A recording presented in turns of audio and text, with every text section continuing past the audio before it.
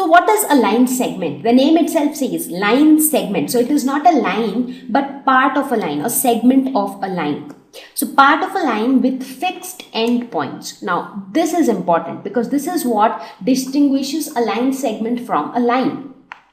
So how do we define a straight line? So a straight line would be nothing but a combination of points, many points joined together like this. Maybe if you put several points one after another like this, you would end up getting a straight line.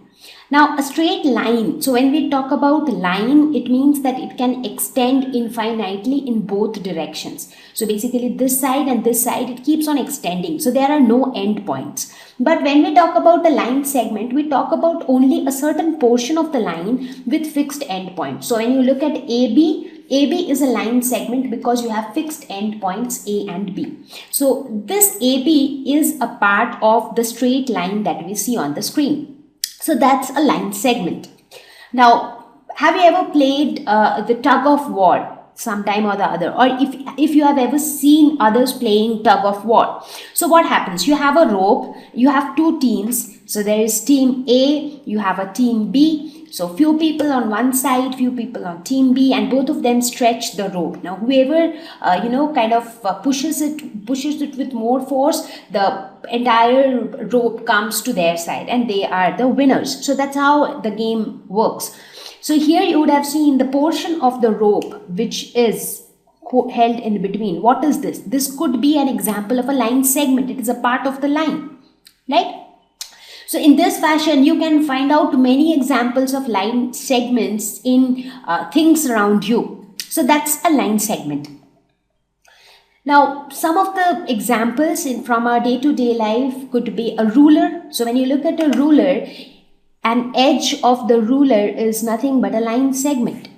So because it has a fixed length, because it has fixed endpoints. When you look at the lines in your notebooks, so they are also line segments. Have you ever observed this? You take a sheet of paper, fold it, and then again try to bring it back. What happens? You tend to develop these kind of lines. So these are also nothing but line segments because they are of fixed length. Look at the ladder, look at the rope. So these are all examples of line segments.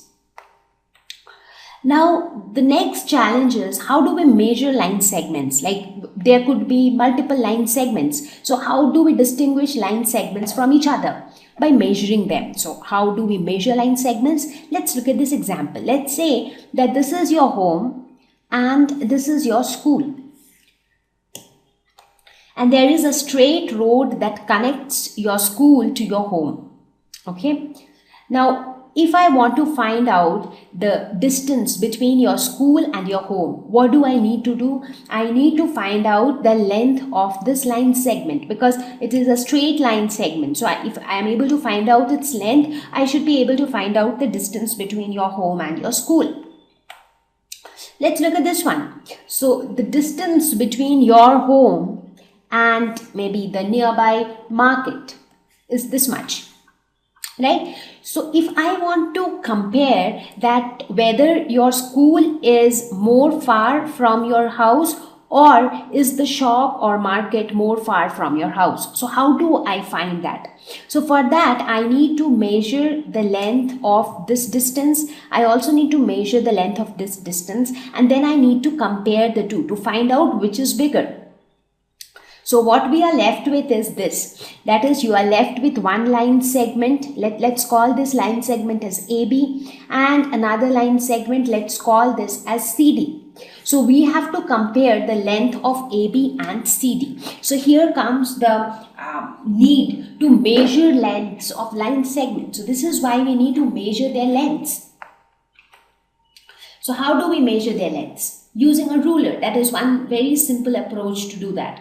So you take a ruler and then try to measure the length. So how do we measure the length? We make sure that while measuring the length, one end of the line segment should coincide with the zero mark on the ruler. So from wherever the marking starts, so that point and the end point of the line segment, they should exactly coincide with each other, and then you focus on the other end point of the line and see and read it, look at its reading. So here the reading is approximately 13 centimeters.